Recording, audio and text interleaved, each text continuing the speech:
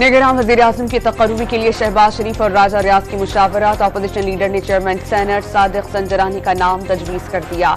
उम्मीद है कि कल की नशस्त में मामलात वाज़े हो जाएंगे। राजा रियाज की मीडिया से गुफ्तगू।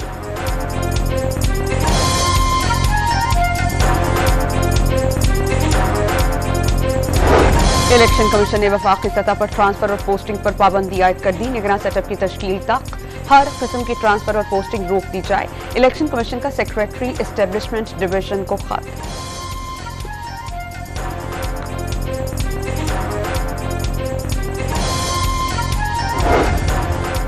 और स्टेट बैंक ऑफ पाकिस्तान ने पाक चीन इक़्तिसादी राहदारी के 10 साल मुकम्मल होने पर 100 रुपए का यादगारी सिक्का जारी किए जाने का फैसला किया है।